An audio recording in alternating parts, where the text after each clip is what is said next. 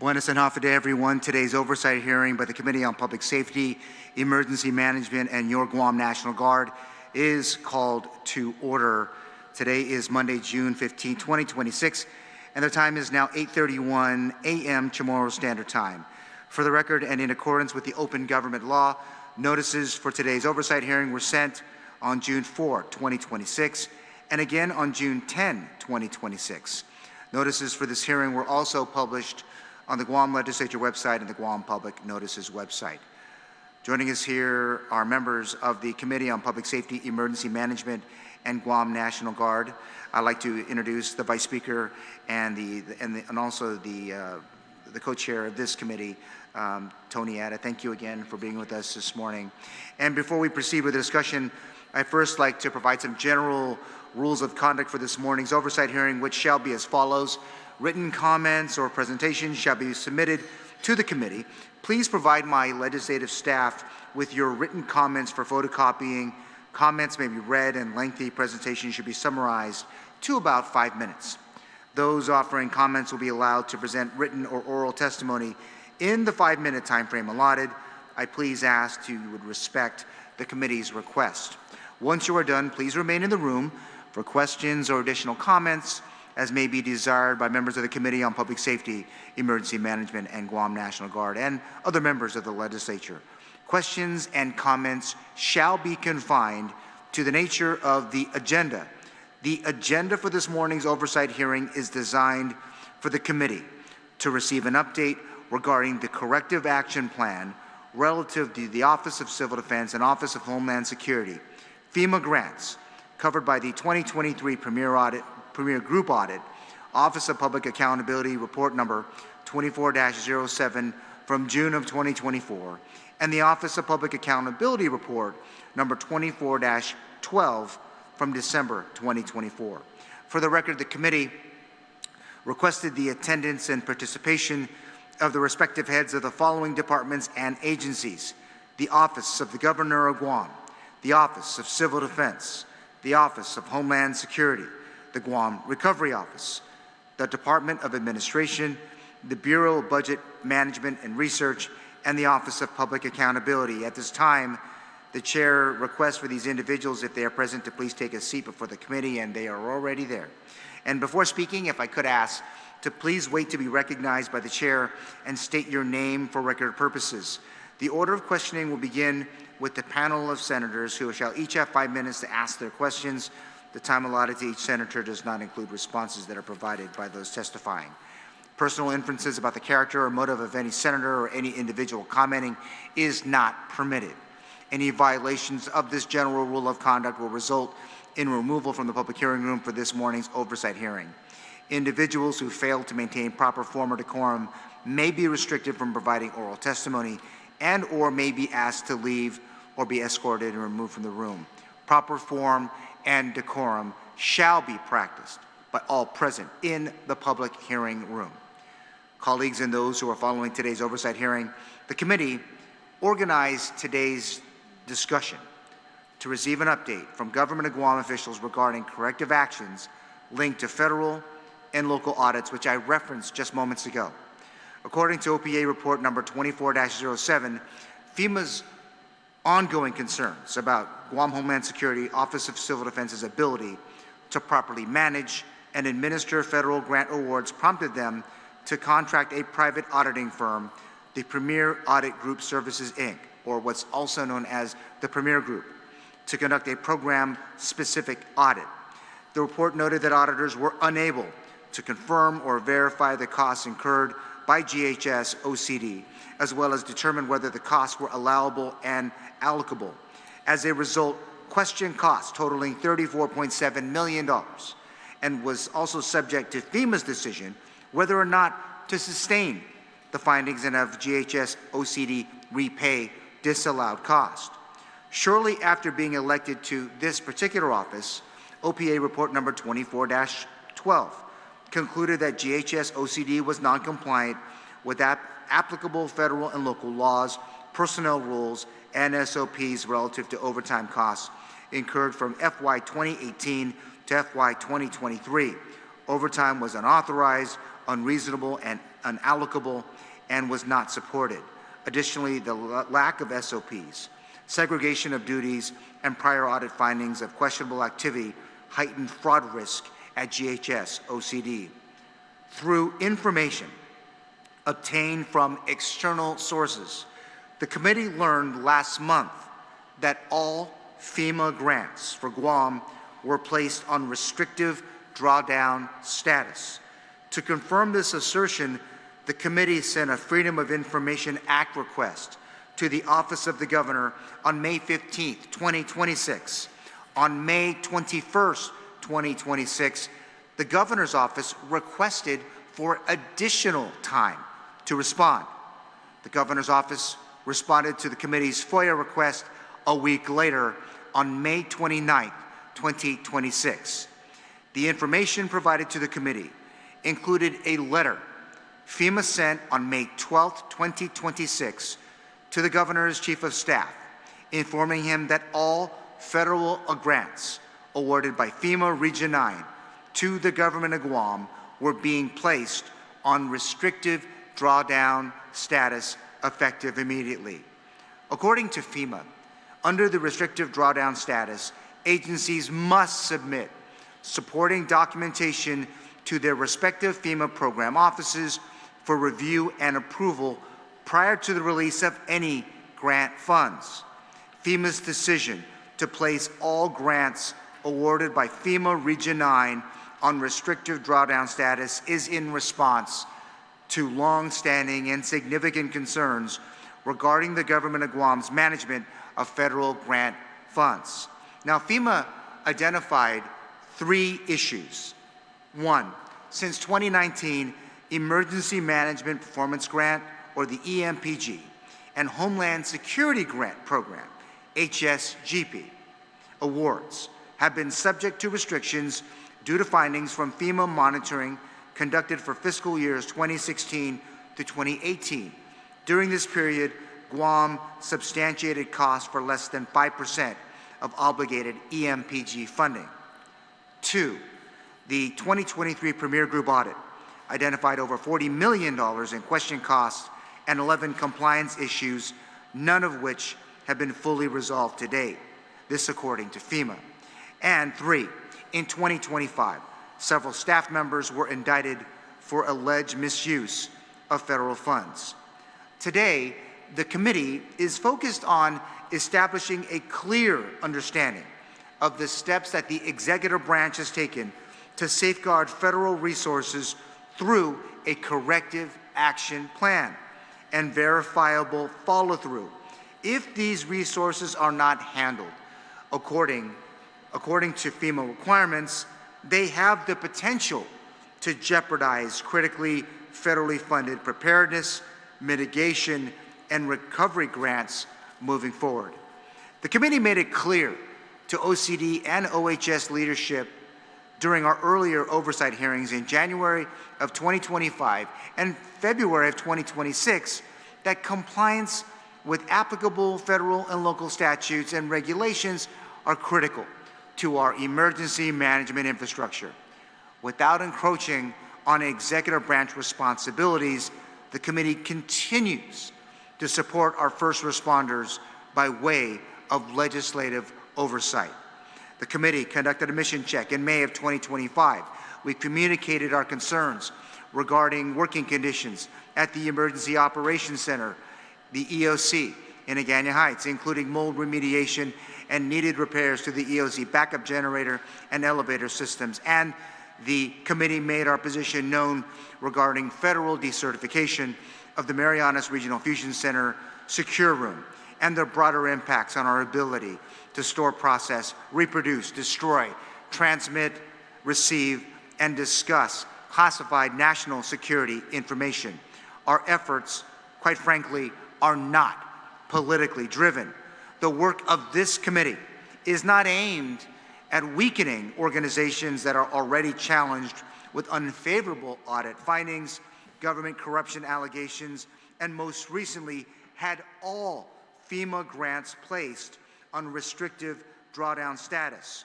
Our collective interest is in strengthening emergency management services now, so that Guam is as prepared as we can be before, during, and after a disaster, particularly with the help of critical federal resources. Our concerns and our consistent oversight efforts recognize the 5 guiding principles for improvement across FEMA, which were put forward in the final report issued on May 7, 2026 by the President's Council to assess the Federal Emergency Management Agency. The guiding principles aim to, 1, equip states, local governments, tribes, and territories to lead disaster response with the federal government in a supporting role. 2, to enhance critical federal programs and resources to support communities. 3, realign the criteria for federal disaster assistance. 4, replace the Hazard Mitigation Grant Program with a 2-phase funding structure. And 5, to streamline the Individual Assistance Program into a single direct payment program. The committee appreciates in advance your cooperation and candor as we engage today with the objective of building up emergency management services. This oversight hearing should help all in this room to acknowledge the gaps in our emergency management system and help establish a path forward to fix what's broken together. Thank you so very much. And at this time, the committee requests the Sergeant at Arms, Mr. Ed Pakaigui, to swear in agency representatives before they offer comments and answer questions today from senators on today's oversight hearing agenda. Please stand and raise your right hand. Under penalty of perjury, do you affirm that any and all information you provide today, whether it be verbally, electronically, and in writing, be the truth, the whole truth, and nothing but the truth? Okay. Mr. Chair, you're under oath. You may proceed. Thank you so much, Mr. Pakaigui. So thank you very much. And we're going to begin with comments from this panel. And since she's here in the middle, I'll go ahead and I'll defer and have our Homeland Security Advisor, Esther Agigi, to begin. And thank you and welcome to the Guam Congress Building. Havade and good morning, Chair. Thank you very much. Buenas and Havade, Chairman Gumataotao and members of this committee. I am Esther J.C. Agigi, Guam's Homeland Security Advisor, and I am here today to provide an update on our corrective action plan responding to the 2023 Premier Group Audit. I want to begin with the distinction that matters most, because the record contains 2 federal actions that are easily confused. In January, FEMA approved our corrective action plan. In May, FEMA placed our grants on restricted drawdown. These are not contradictory. The first is a judgment that our plan is sound. The second is a control mechanism that keeps federal funds flowing while we prove that soundness over time. One speaks to our plan, the other speaks to a clock. That clock is the part I ask you to understand clearly. To lift this restriction, FEMA requires 3 consecutive years of clean monitoring and a sustained low error rate across multiple testing cycles. And by federal design, those conditions cannot be met in months, no matter how fast or how well we perform. So, the relevant question this morning is not whether the restriction is lifted, it is whether the corrective actions within our control are being done. They are. And let me be concrete. Our timekeeping procedures and pay period audits have been running since 2023. Our grants management staff completed federal grants management course certification last August. Quarterly internal audits across transactions, procurement, travel, and disbursements have been live since the middle of last year. And in December, the Office of the Chief of Staff, not my office alone, stood up a grants monitoring committee, placing accountability above the agency that drew the original findings. We have named authorizing officials and certifying officers, closing the certification gap the audit identified. None of this happened in isolation. The plan FEMA approved was built line by line with FEMA. Their specialists offered dozens of specific recommendations, and our integrated matrix documents our response to each. When we needed more time, FEMA granted a 90-day extension and reaffirmed its technical assistance. This is not the posture of a regulator that has given up on us. It is the posture of a partner rebuilding trust alongside us. And I would offer this committee this. The audit found real weaknesses, and we have not minimized a single one. But the honest measure of this government is not the existence of findings, it is what we have done since. The documentation is complete, the controls are operating, and the federal relationship is active and collaborative. And we welcome your oversight because it holds us to exactly the standard our island deserves. May God continue to protect this island, guide our work, bless our community. Sizus Masi, I welcome your questions. Thank you so much, Esther. Is anyone else going to have any statement to the committee? No? Okay, so let me go ahead and just, we're going to just jump right into the question and answer portion of the oversight, beginning with myself and then the committee members. And I'd like to also welcome to our hearing today, Senator Chris Duenas. Senator, thank you so much for being with us today, and thank you for your continued leadership as chairman of the Finance Committee of the Guam Legislature. Again, colleagues, you will each have 5 minutes, but not including the responses that are provided by members of the panel. And I'm just going to go ahead and just jump in if I can, and let me just start with this. A letter signed off by the Governor of Guam dated January 8th, 2026, permanently transferred the OCD administrator to the Department of Public Works. On April 17, 26, the governor's office rescinded its January 8th letter. Then a letter from the governor dated May 11, 2026, rescinded the governor's October 24th, 2025 detailed assignment of the HSA as the acting OCD administrator. The committee was provided a copy of the section of the Government of Guam Personnel Rules and Regulations prohibiting an employee in an unclassified position or an individual employed under a contract from being detailed to a position in the classified service.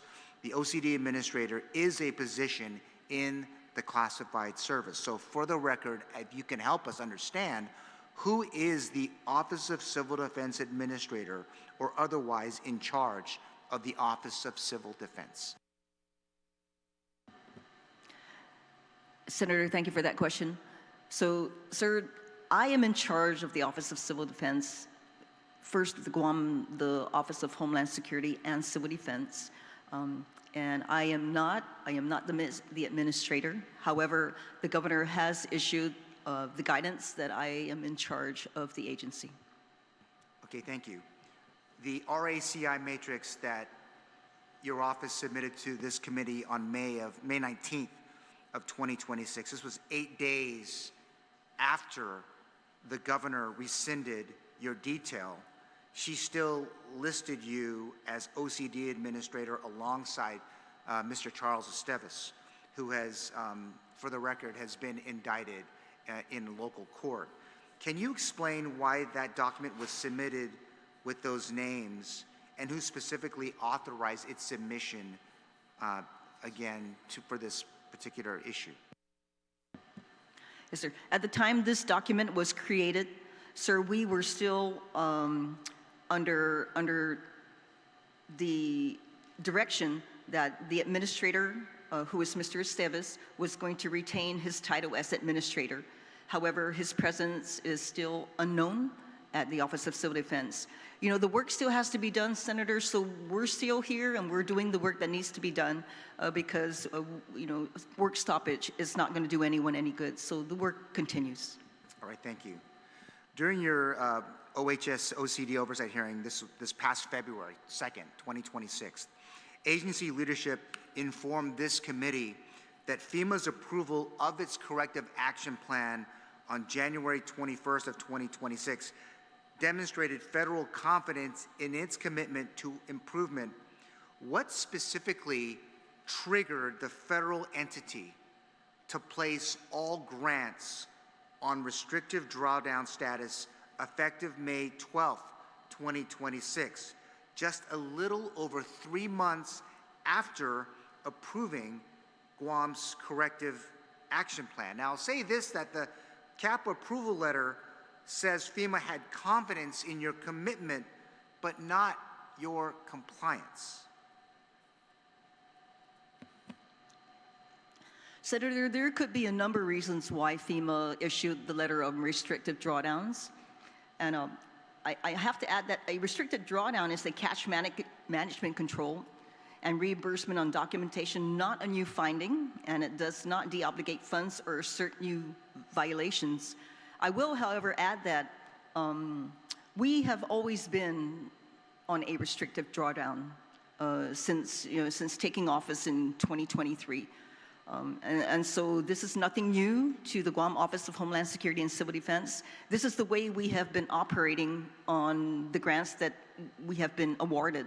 And I can, my grants manager, who Ms. Lucy Perez, she can provide more detail on that process.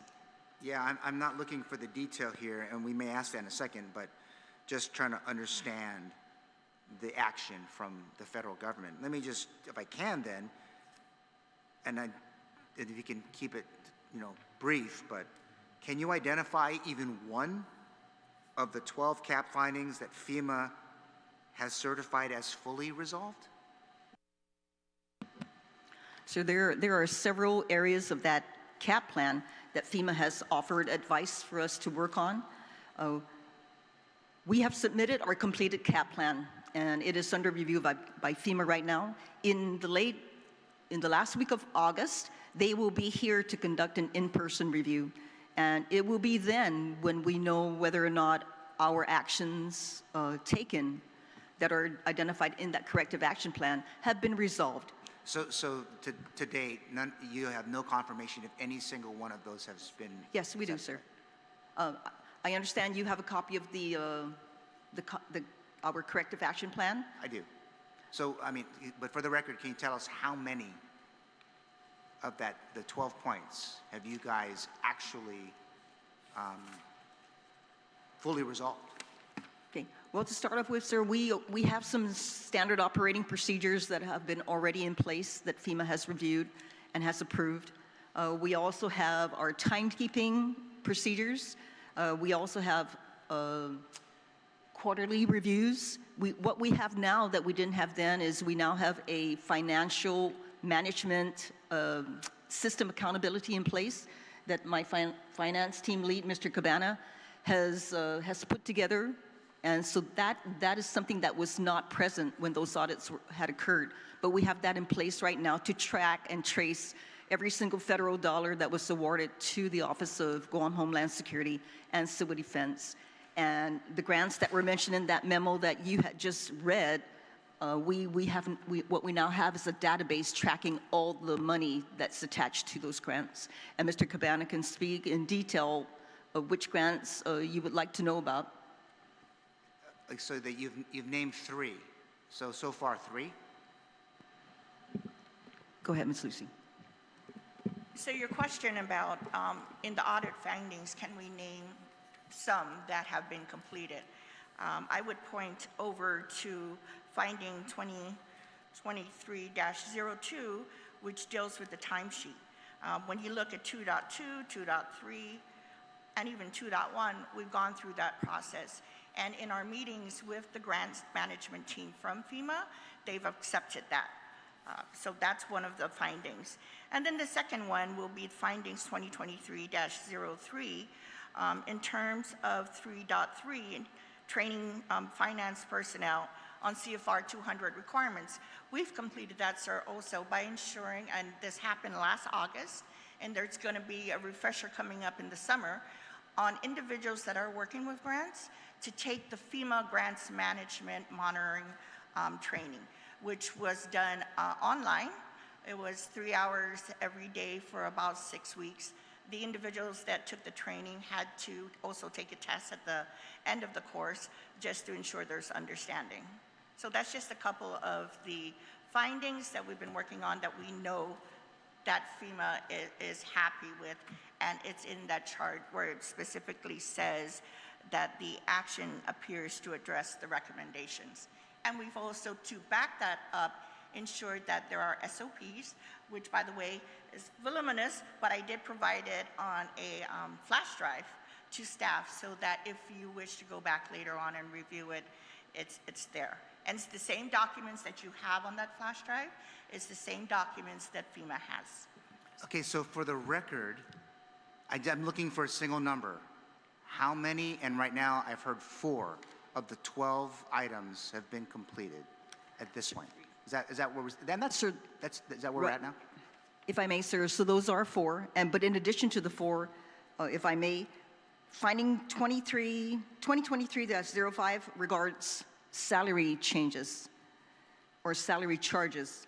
This is regarding the methodology that needed to happen, and that's actually complete, and FEMA says there are no changes are required, and that we have provided monthly salary reviews continuous since May of 2025. In addition to that, finding 2023-12, which is budget monitoring, we have a grant monitoring committee that was established by the Office of the Chief of Staff, and that was established in December of 2025, and our first meeting was held on December 10th, 2025. So yes, sir, I'm counting 4 of those 12 have already been approved and satisfied according to FEMA's review. All right, thank you, Esther.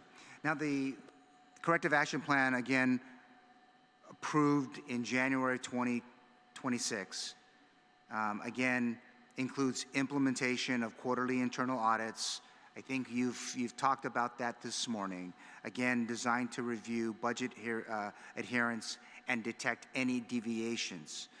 So between the release of the 2023 FEMA-initiated audit and January of 2026, what extent did the government of Guam implement internal audits for one or more of the findings, and what technical assistance from FEMA, if any, was sought by your office to ensure local efforts aligned with federal expectations? Do you have any internal audits at all?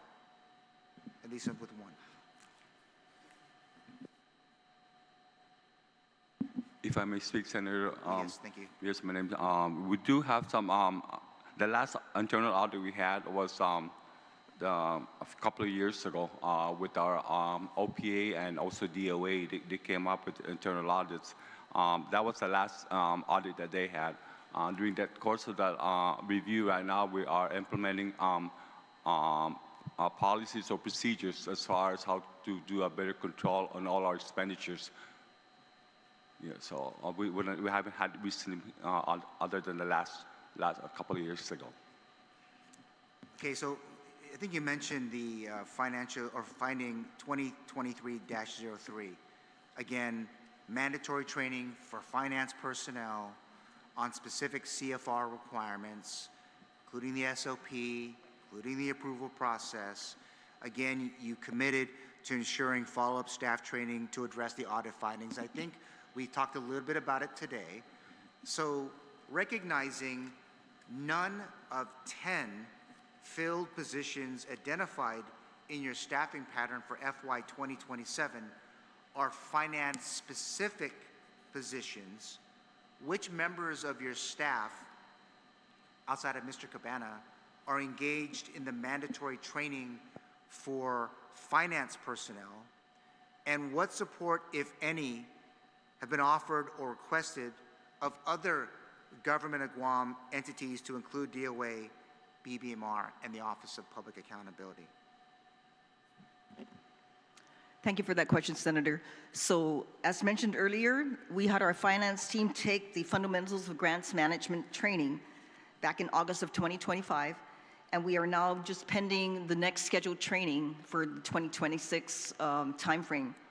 But may I also answer your question regarding what kind of internal audits have we been performing in Yes, addition please. to what Mr. Cabana? So we actually have recurring quarterly internal audits, and we have been doing that since August timeframe of 2025. And this includes transactions, procurement, travel disbursements, and salary allocation. In audits above our agency, sir, we, as I said before, that we have a grants monitoring committee established by the Chief of Staff. We also have implemented authorizing officials and certifying officers.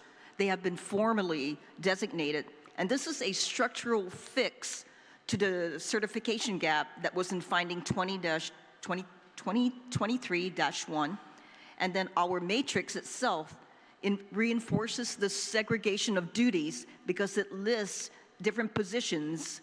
For example, the HSA, the Civil Defense Administrator, the GRO Director, the CAP Monitor, and the Finance. Each of them carry distinct roles. And this is also in response to the finding 2023-03 and 2023-07. So those are some of the measures and some of the efforts that we have been implementing since the premier audit in the 2023 premier audit. So, but then again, in terms of staffing, you have, I know Joe's doing, but there's none of the 10 are finance people? No technical assistants? Is DOA, BVMAR, anyone offering up any of that? If I may speak, Senator, again, none of the under Homeland, we don't have per se someone who's handling the fiscal side, and that's why I took over as far as assisting, as far as making sure that we are all in compliance with our audit. So I'm the one that's handling the fiscal side of Homeland as well. Okay, yeah, I mean, this is something publicly that I made mention so on numerous occasions that the executive branch should be putting, based on this audit, based on the FEMA action, we should be putting people, at least one. I'm a little surprised, but let me just move on. But again, trying to encourage the executive branch to shore up some of the finance side of your house. I know Joe's there. I'm not diminishing your role, Joe, but you need help too. I was tasked by the front office to prepare the system, and that's what I'm doing right now. Okay, got you. Thank you so much. Okay, now going back to the RACI matrix, it shows DOA listed as consulted for actions.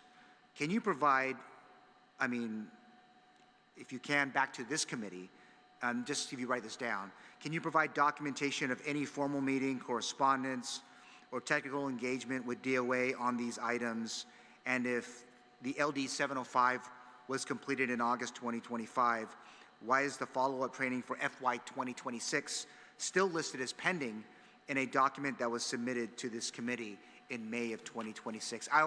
If you can get that in writing, I would prefer back to this committee relative to that, okay?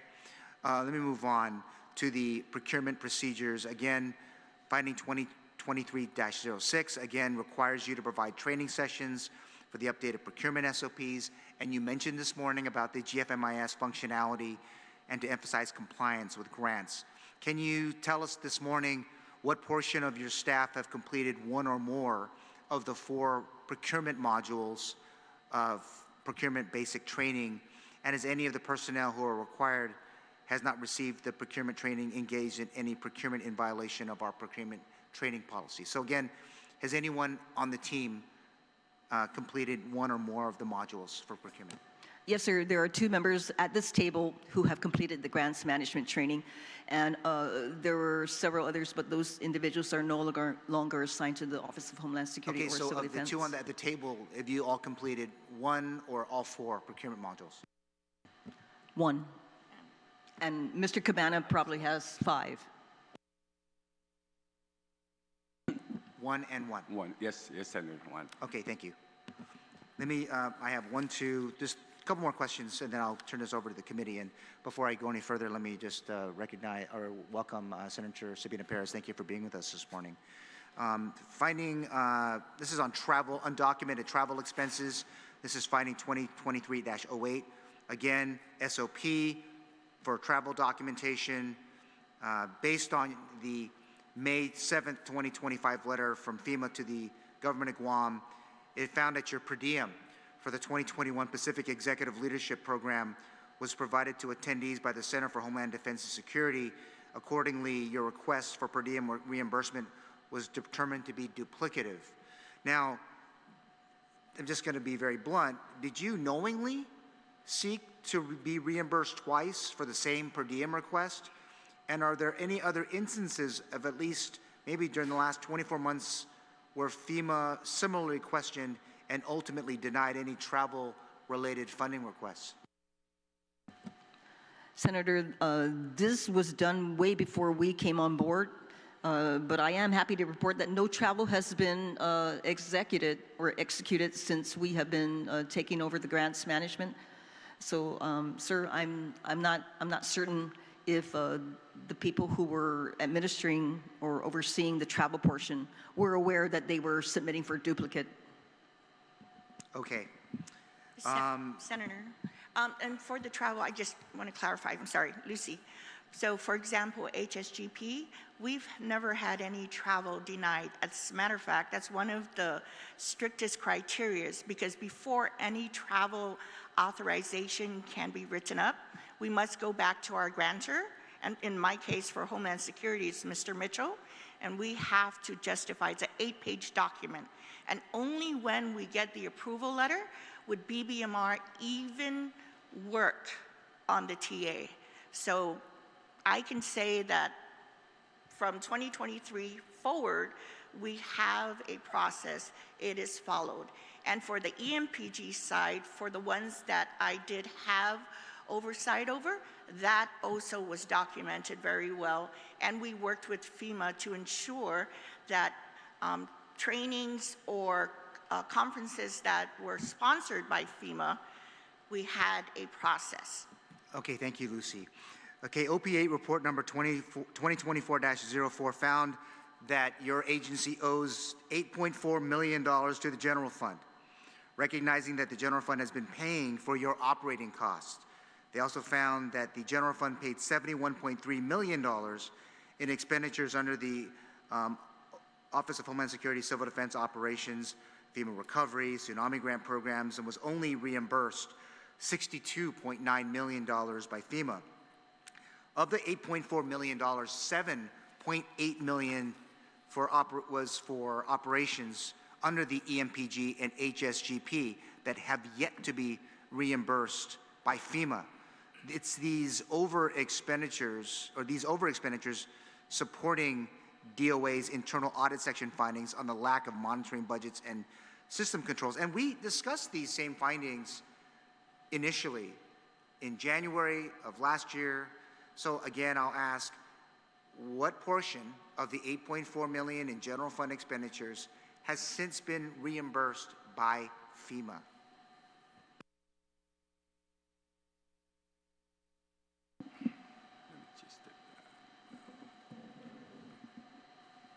We receive out of the $8 million we received from FEMA, based on the information that we gathered, it's about $500,000.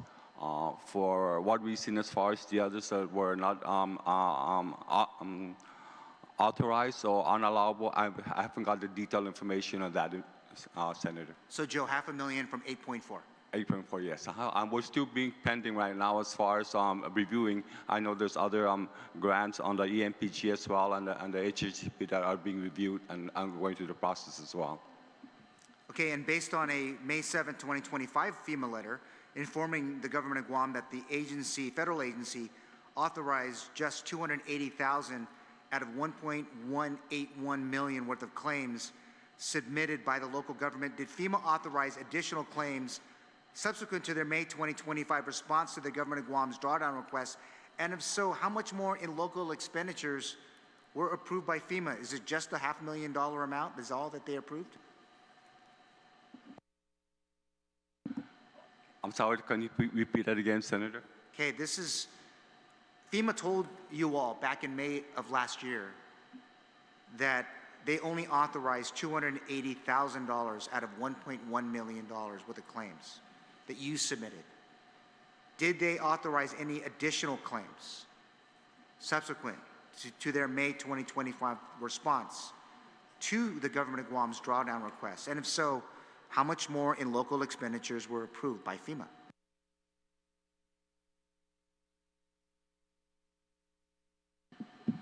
The date of the letter that you're reviewing, once again?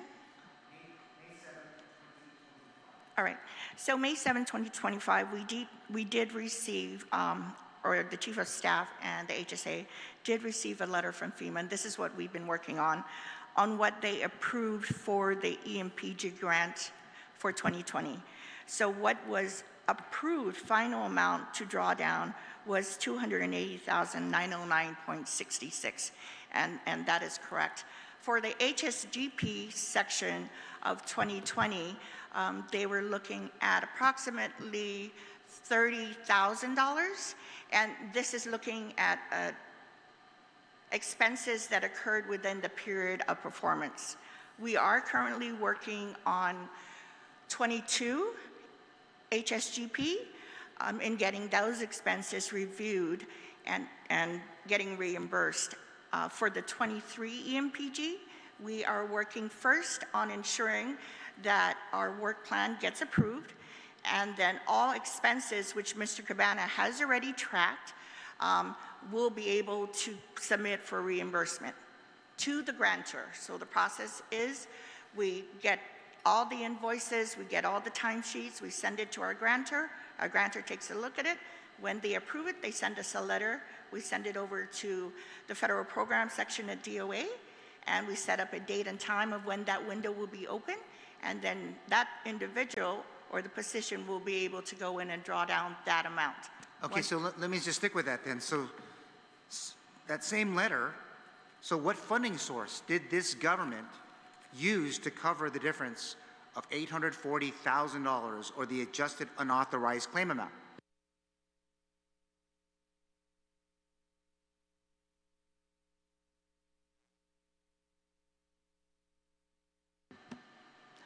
Senator, I'm sorry, but we can't answer that question. All right, We don't have any control over, we don't manhandle our funds, and we rely strictly on BBMR and DOA to help us with our finances. All right, thank you, Esther, for that. But Okay. Senator, if I may also, but we can I can explain as far as the other grants which is still pending from FEMA, which is the 23 MPG 24 and 25. Although we incurred some expenditures on these grants, we're just waiting for FEMA to award us a letter pending some narrative corrections on these grants. We are the 23 is ready about to be released. We just got we're just waiting for the word from them, and due to the shutdown with most recently by FEMA, they have not I think they just opened a couple of weeks ago. To such extent, we received a letter from them, but I can justify the expenditures which is on these grants. So we're just spending reimbursements from FEMA on these grants. All right, thank you. At this time, I'll go ahead and turn it over to questions from the panel, and I'll go ahead and speak, or I'll turn the mic over to the Vice Chair of this committee and the Vice Speaker of this legislature. Senator Ada, you're recognized thank you, for Mr. 5 Chair, minutes. and thank you for the panel for being here this morning. Perhaps just a couple of questions and concerns as well. So, how's Homeland Security and Civil Defense operating currently? Sir, we're operating on a daily basis with the staff that we do have on board. And luckily, we have some experienced staff members on board, and the work still needs to get done. So whoever has the skill sets to conduct and make that, conduct that task willingly does it, and we'll pick up wherever we need to. Especially, with the restriction on drawdowns, correct? And, I'm sure that perhaps funding is coming from the general fund to keep the operations going. Was there a complete turnover of staff up in Homeland Security, Office of Civil Defense, or how are we remedying what the situation was in the past to how we're moving forward today? Sir, I would say yes. There was a complete turnover of staff, and we still have a staff shortage. But thankfully, on-the-job training has given us a lot of experience, and with a lot of consulting with FEMA, we're able to conduct and we're able to complete the tasks with a lot of guidance. And if we need additional help or additional time, we're not shy to ask, and every time we ask, our partners at FEMA are willing to give us whatever time we need to submit reports, to look at grants, to look at open windows, and really we've been functioning with the staff that we do have. And what is the current condition of the facilities? Where have upgrades been made to restrooms, the backup generator, the equipment, vehicles, things of that nature? Sir, I'm happy to report that the Office of Homeland Security and Civil Defense is fully functional. We have addressed the issues, the sewer leakage, the elevator that was inoperable, the air conditioning system, the water, our water cooling system that also provides cooling to one of the air conditioning systems in one of the front main buildings.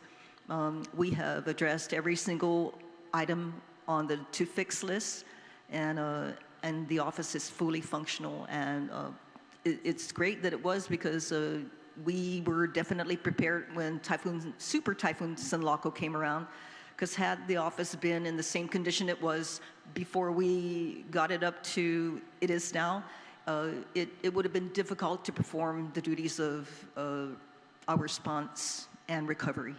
Yeah, and we're listening to the National Weather Service, and they're predicting more storms coming this way throughout the remaining of the year. So hopefully that the operations of Homeland Security and Civil Defense doesn't continue to be hampered, and that it continues to build upon what platform you guys have already developed and how you're moving forward.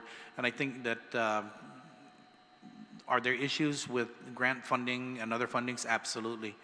I think what the corrective action plan that's going forward and what you guys are doing to implement it and strengthen the securities within Homeland Security and Civil Defense, that will make the difference between how, I guess, FEMA would turn around to continue to work with you. As long as our island and our people are not vulnerable to storms, because the lack of personnel or the lack of or the inactions of Homeland Security and Civil Defense due to the issues, I don't think that would be acceptable. So we just got to keep trying to work harder to ensure that we continue to improve. Is this going to be the end? Absolutely not. But I think that we can just continue to move forward and get these things addressed as soon as possible. And with the personnel that you do have, hopefully that Mr. Cabano will be able to work out all those financial issues and work with the audits and streamline what processes need to be done, stricter control measures and expenditures and things of that nature. I think we'll be okay. But thank you for you guys being here this morning. Thank you, sir. And if I may just add a period or an exclamation point to your statement, thank you very much. That's a pat on the back that we don't normally get. Yeah. For everything that we do many things in silence, but to get that pat on the back is powerful. So it's amazing what can be done when nobody cares who gets credit for it. Exactly. It's amazing what a disaster can do to people who are responsible for managing emergencies. Mm-hmm. And because that's the beauty of our culture. Everyone comes together. Nobody cares what happens in the past. Everyone is focused on the here and now and the recovery. So disaster or no disaster, blue skies or gray skies, Guam's emergency management is top notch. They are an elite force is what I can say, because they care nothing about their own personal safety, but the safety of the people of Guam, their families, and they want resolution as soon as possible. So they will do whatever it takes to protect. So thank you again, Vice Speaker. Really appreciate that. But I submit to you, we are prepared, and we'll be prepared regardless of the situation, regardless of the disaster. Your emergency management recovery and response folks are prepared and are ready for anything that comes our way. Thank you. Thank you, ma'am. Vice Speaker, I also, as not only as personnel of Office of Homeland Security and Civil Defense, but as an ESF, an emergency support function, I want to formally thank you and everyone that has supported us. It hasn't just been our team, but also the team from BBMR. They have been lockstep next to us. The team from DOA, GSA, the CPO, the Chief Procurement Officer and her team, the deputy and the director, their payroll, they have been working with us side by side. And I tell you, Senlaco was a perfect example of how people got together, individuals got together, even the ESFs from other agencies. We all got together and we said, we have a mission, we have a task, and that's to protect, provide the people of Guam, which includes our family, right? So definitely, thank you very much, and that I know, those words would go very good for them also. Thank you, Ms. Lucy. Thank you, Mr. Chair. Thank you so much, Vice Speaker. Senator Duenas, I'll turn the mic over to you. You have 5 minutes. Mr. Chair, and thank you to the panel for being here. I'm going to direct the questions towards the May 12, 2026 letter addressed from FEMA to the Chief of Staff. First of all, Joe, how long have you been, and are you on what do you call that? Are you assigned to Civil Defense, and where do you come from? Excuse me. Thank you, Senator. I'm actually the Guam Recovery Director who's handling all the FEMA grants under the public assistance grants that I'm handling. However, because of my experience, I volunteer to assist, and also with the front offices to assist Homeland in be able to look into all the financials, of Homeland and the fiscal side. How long have you been there? I've been there since working for Homeland. I started in 2023, January 2023. So in directing my questions from here, and the concern I have is, let's start from the beginning. When did the corrective action plan start in terms of the efforts based on the findings? Sir, thank you, Senator, for that question. The corrective action plan started shortly after the audit was completed, the 2023 audit conducted by Premier Group. And I believe we all started to put that plan together in August of 2023. The reason why I do that is because this May 12, 2026 letter is notification that FEMA Region 9 is hereby notifying the Government of Guam effective immediately all federal grants awarded by FEMA Region 9, Government of Guam, are being placed on restrictive drawdown status. And the background rationale is what I want to lead to, and I want to find out why this jumped off the page. Since 2019, this is the background rationale. Emergency Management Homeland Security Program awards have been subject to restrictions due to findings from FEMA monitoring conducted from 2016 to 2018 with costs less than 5% of obligated EMPG fundings. The 2023 Premier Group identified $40 million in question costs. Where are we in whittling down the $40 million on question costs? Thank you, Senator. That's a two-part question. May I make a correction on when the corrective action plan was started? So we have a letter here that was addressed to the Premier Group, and we started our corrective action plan on April 5th, 2024. Okay. As to answer the first part of your question, sir, and Mr. Joe Cabana can probably answer the second part of your question. Oh, sir? Thank you, Senator. Yes, as far as the findings that we had during the course of the Premier audit, currently right now, a big amount of those findings is related to the public assistance grants, but a big amount of that also is related to one of the events that we are currently right now being reviewed and working with our FEMA in getting those documents and also getting information. So we are very successful in that because one of our recipients is getting all the documents for us for additional documentation for FEMA so they can be able to finalize that review. What amount of the identified $40 million has been justified to date? For the other grants on the EMPG and the HHGP grants, we're still pulling out documents and getting those to justify those expenditures.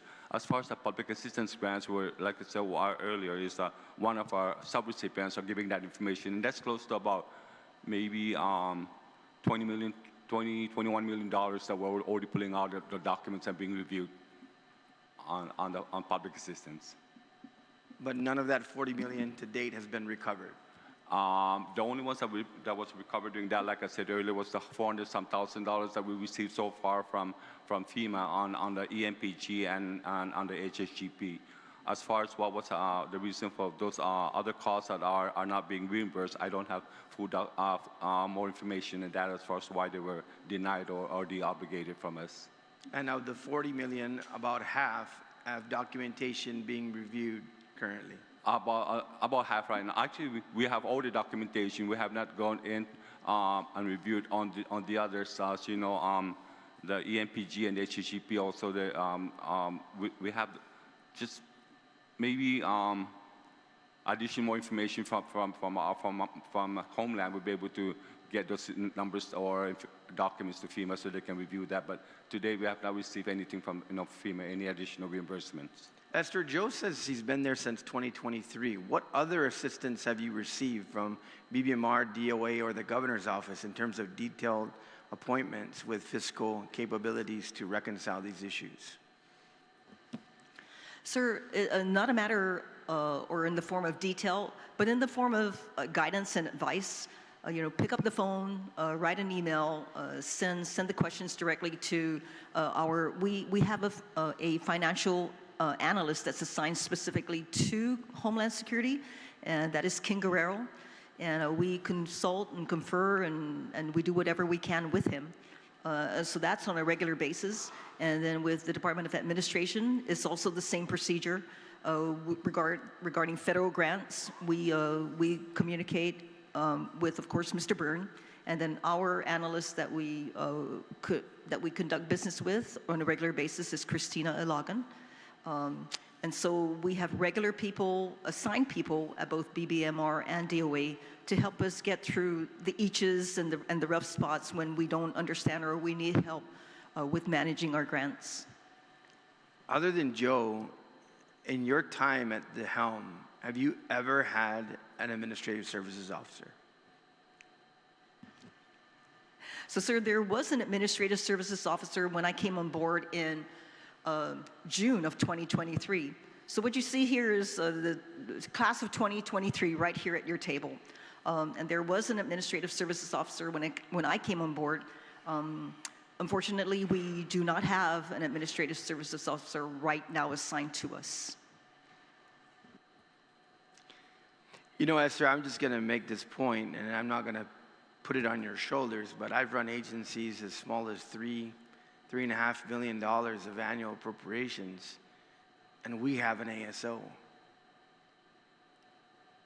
I mean, in a time when we're trying to recover or at least justify $40 million of question costs so that we don't get left on the hook for it, and at a time right now when this really is strictly here, 3 years of compliance monitoring before we even see the light of day, I'm sorry, but I find that unacceptable.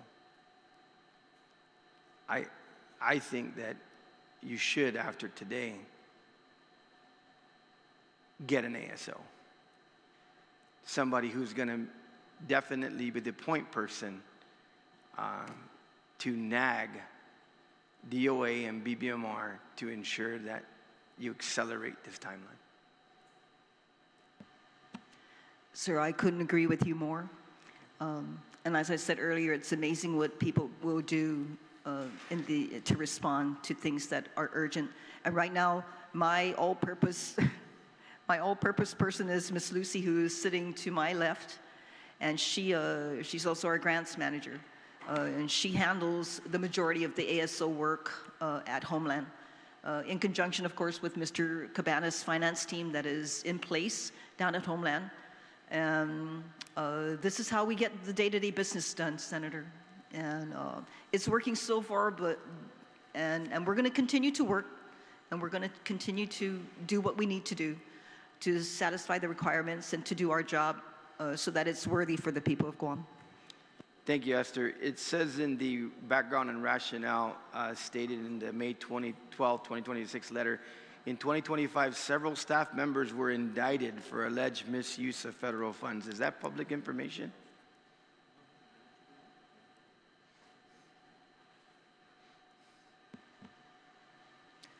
Sir, that news was public information, and I believe that was in the paper, out on social media. So if you're asking that, so yes, sir, I believe that is public information. Several members? Yes, sir. Okay, thank you. The reason why I bring this up once again, the importance of this, and I do commend you for the due diligence that's being applied at this point in time. But just for the record, requirements to lift restrictions. The restrictive drawdown status will remain in effect until the following conditions are met. Bullet point 1, all corrective actions and question costs from 2023 Premier Group audit are fully resolved. All areas of non-compliance for FEMA monitoring are fully resolved. 3 consecutive years of enhanced monitoring and completed with no findings. And the 4th bullet point here is the validate the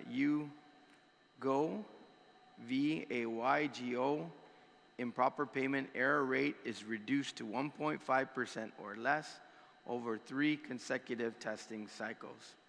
FEMA will provide written confirmation once these requirements have been satisfied and will then consider removing restrictive drawdown status. So I just draw the attention, Ms. Esther, because it's more than just the aforementioned, at least what I heard during the opening statement of the consecutive years, 3 consecutive years of enhanced monitoring, pretty comprehensive, and so we'll continue to provide whatever assistance we can from the Office of Finance and Budget. Thank you, Mr. Chair. Thank you so much, Senator Duenas. Senator Perez, you're recognized for 5 minutes on this issue. Thank you. Thank you, Mr. Chair, and good morning to the panel here today. So yeah, I'm just going through these documents for the first time, and so I'm seeing, basically my questions will be past and, the current and future efforts.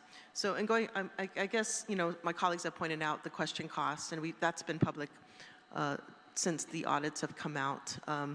And so one of them was in regards to personnel, and in the letter that's provided to the committee, it states that of the 1.1 million claims, this was a May 7th, 2025 letter, that only 200 of the $1.1 million claimed by Guam Homeland Security, only $280,000 was actually awarded.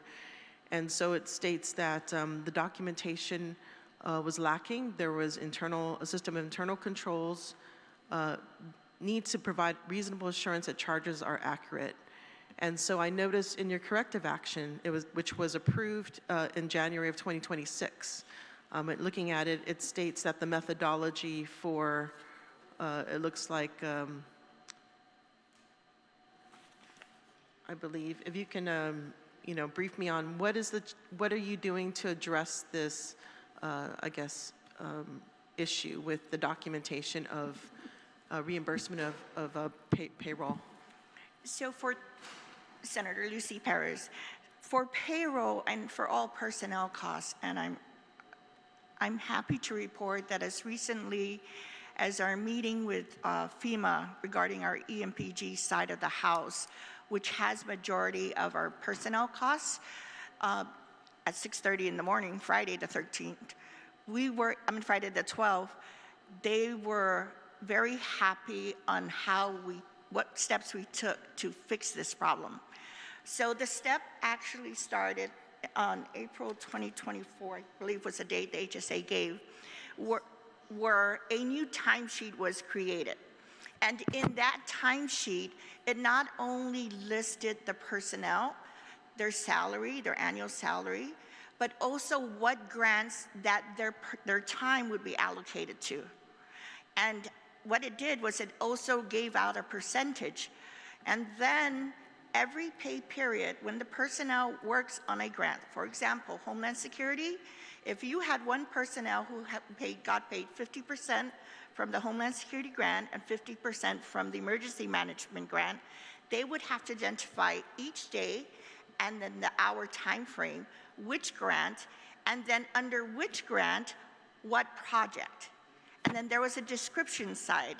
And no longer are the personnel allowed to just put, oh, I worked on HSGP 22. That gets rejected. It goes back and it says, what did you do? I worked on Project 1. Well, show me what you did in Project 1. If Project 1 said, enhancing cybersecurity, what did you do to enhance cybersecurity? So once that's all identified, the employee has to sign off on their own timesheet. I know everyone does that, but that really needed to happen so that the employee themselves also were held responsible and they knew what their job roles were. Came over to the finance team, the payroll team, which is comprised of a payroll entry clerk, myself, the HSA, and Mr. Cabana. And we take a look at it. Mr. Cabana and I even go in and look at systems, the GFMIS system, to see if there's money still on the grant that they're identifying. And so it's ready, so when that payroll is completed, when the employee's paid and payroll processes their labor distribution costs, we take that, and we get ready, we attach it to the timesheet, and when called upon, then we submit over to our grantor. So that's one of the many steps that we've taken to ensure that that finding is addressed and corrected. Senator, if I may, I can also add on to that. So what we have in place now that did not exist then is we have authorizing officials and certifying officers who sign off on these timesheets, and they are the only ones authorized to do so. So we actually have an appointment letter that's provided to Department of Administration and BBMR, and the implied task is if you don't see a signature on one of these people who are authorized to certify or to sign off, then reject it. But it never leaves Homeland Security without an approving officer's signature or the certifying officer's signature. So those are just some examples, or an example of an internal control measure that we had to implement immediately. That was at the recommendation of FEMA, and we took heed to it right away, and we've been consistent in ensuring that timesheets and the work that's done with it are associated with what the grants allow. Joe, did you want to add to that? Yes, thank you, Senator. Yes, we do, like the HSA had mentioned, we do have a better control as far as tracking numbers to our FMAS system, as well as to manual tracking, because as you know, FMAS does not record all the information by the end of each month. So we do also track it manually as well to make sure that we have all the numbers are there, and make sure within the perimeter as far as what's being obligated and what was awarded. So there's no coordination with the federal grants that you're getting in the FMIS system that we have in the government? That's not in our system? There is the grants management within the FMS systems, yes, but we also, for me, I like to track it manually as well, because we our agency knows what we spent each payroll, and also what we provide each when we submit our payments on our invoices. So I like to track it as well manually. So for me, I want to make sure where we're at as far as the funding source and how much expenditure we have to date. When will you be assured that the FMIS system is running accurately? For me, compared to the AS400, I work a lot better with the new FMAS. It's giving me a better information and better tracking as well. Okay, thank you.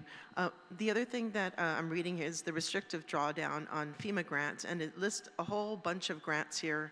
In one of the letters, it was dated May 12, 2026.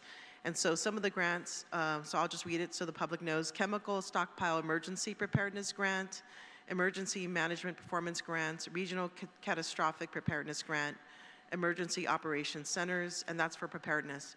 And there's a whole bunch for mitigation, building resilient infrastructure in communities, community assistance program, cooperating technical partners, earthquake consortium, and state support, flood mitigation, assistance, hazard mitigation, national dam safety, pre-disaster mitigation, and then there's recovery grants, crisis counseling, disaster case, fire management, and public assistance.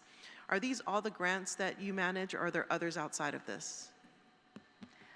Senator, no, these are not all the grants that we manage. Out of this list here, I can actually tell you there are 5 that are mentioned in here specifically. And another grant that we also manage is Homeland Security grants, which is not listed as one of the grants to be on restrictive drawdown. In addition to that, we also have what we call the tsunami, a tsunami readiness grant, and we manage that as well. So the list is not all inclusive, but there are at least 5 grants that are mentioned on this list that we manage, in addition to the other 2 that I just mentioned. Okay, and so the restrictive drawdown, does that delay reimbursements to the agencies that request or need utilize the funding? Senator, to answer your question, no, it does not delay. What it is it's a control measure used by FEMA to ensure that what we're doing is actually reimbursable and allowable. So we've been under a restrictive drawdown since the class of 23 has been in place. So it's nothing new to what we're doing, and like Ms. Lucy had mentioned earlier, for example, the Homeland Security grants, if we want to charge anything to any of the investment justifications in that grant, Ms. Lucy has to contact our grants management or our grants manager who manages Homeland Security grants. She has to provide a legitimate justification as to why we are asking to use the money for this particular project. And then his name is Mr. Mitchell. Mr. Mitchell has to actually put in writing that he approves the use of funds for, let's say, training, or let's say a project that we want to, or personnel. So that is just one of the ways we have been practicing just across grants, and that's just specific to Homeland Security grants. With our emergency management grants, we are in constant communication with the EMPG folks who help us go through each of the investment justifications, and the procedure is similar. However, we don't unilaterally just make a decision to use any of the grant funding without first conferring and consulting with our management teams, both in the emergency management and Homeland Security. And in addition to that, with public assistance, hazard mitigation, our tsunami grants. So we are in very close contact. It's all about relationships, Senator. We have established really good relationships with our FEMA grants division, both for Homeland Security and emergency management. And then in addition to that, to include public assistance and the tsunami grant program and our hazard mitigation program. Okay, so basically what you're saying is it's approved before you spend the money. It's approved through the FEMA.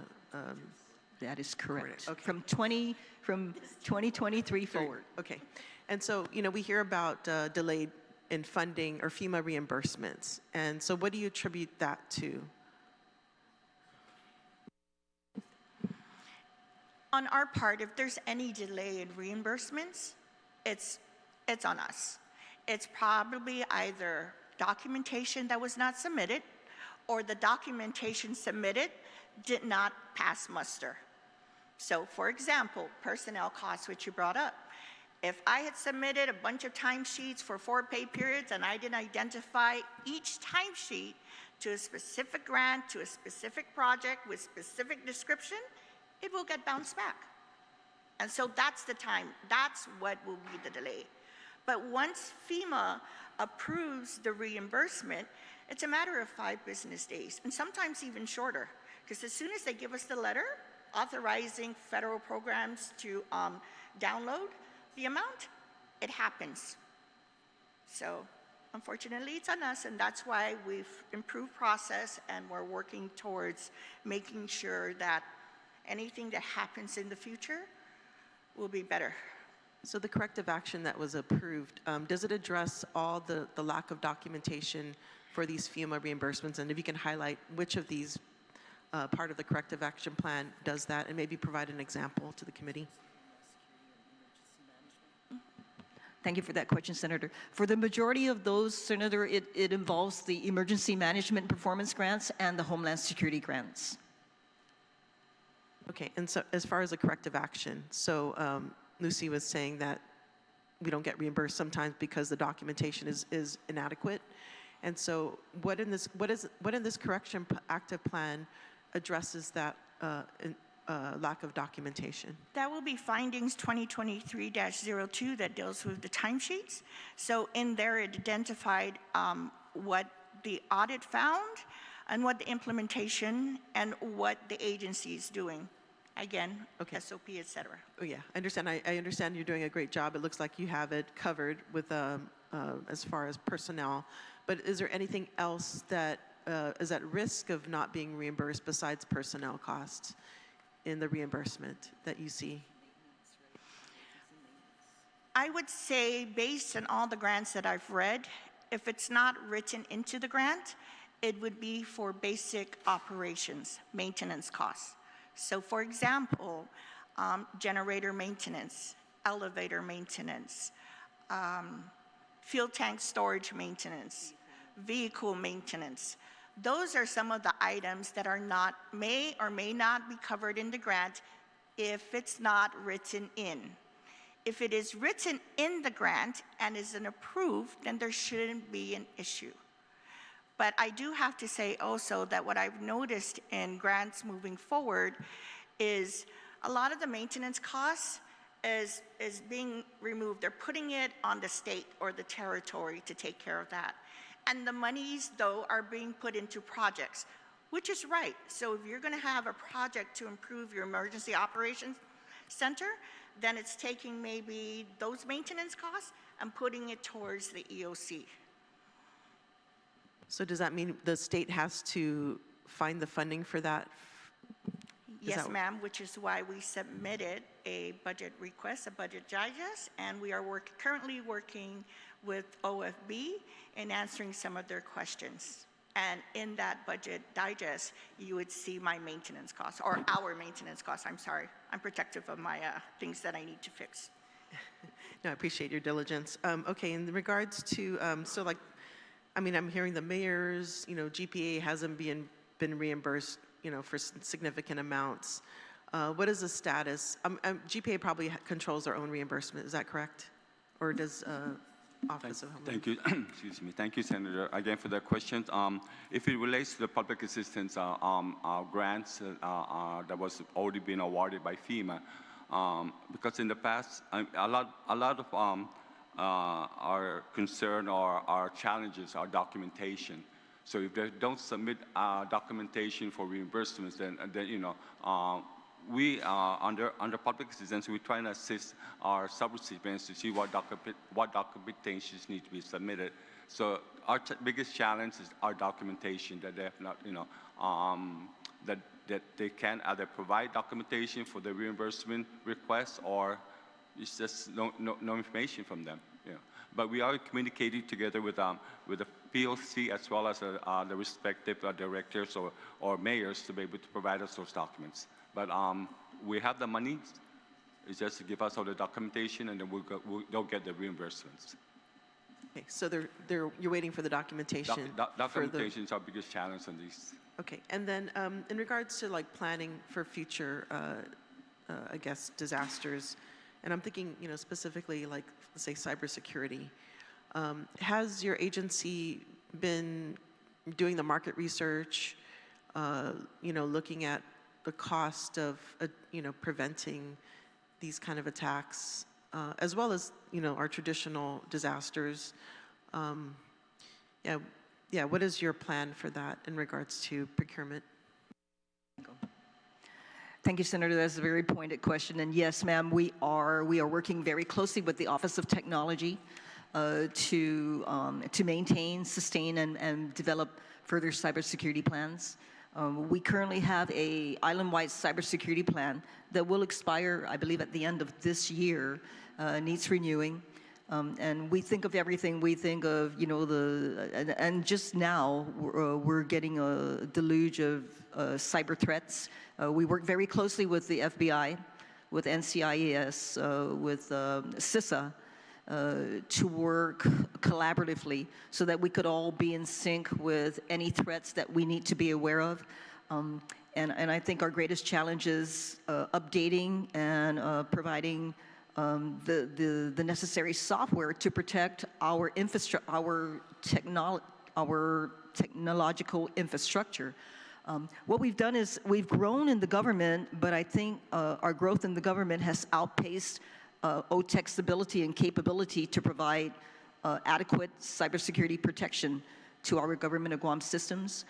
With the Office of Homeland Security, we work in conjunction with the Office of Technology to come up with innovative ways on how we can build the workforce, how we can provide the necessary media, how we can be more innovative in thinking about cybersecurity.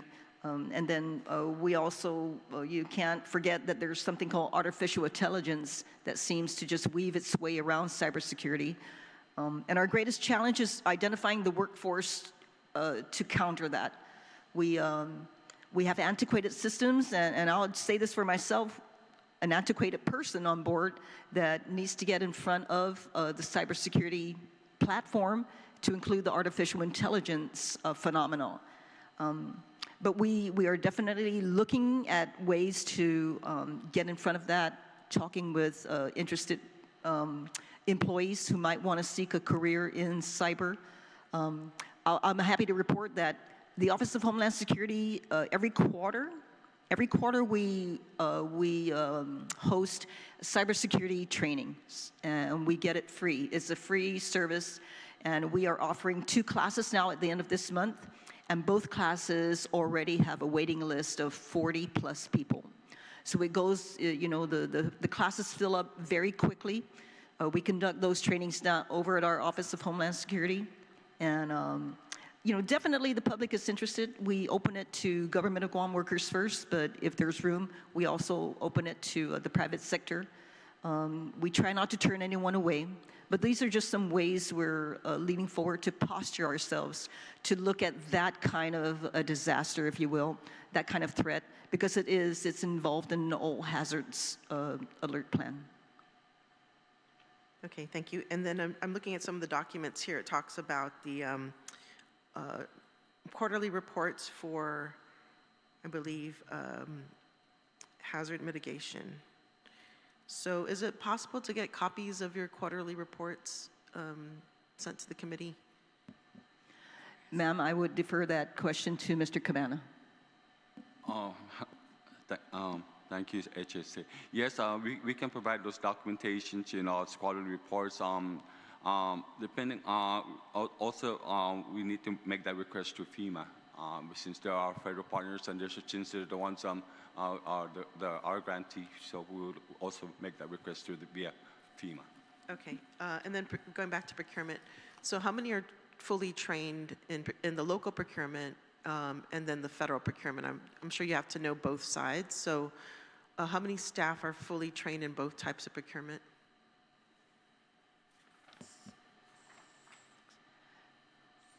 My number is 4, but Ms. Lucy's doing the calculations in her head, and I think she's going to probably come up with the correct answer. So for the FEMA 200 CFR, we have approximately 6 individuals from OHS, OCD, GRO, Guam Recovery Office.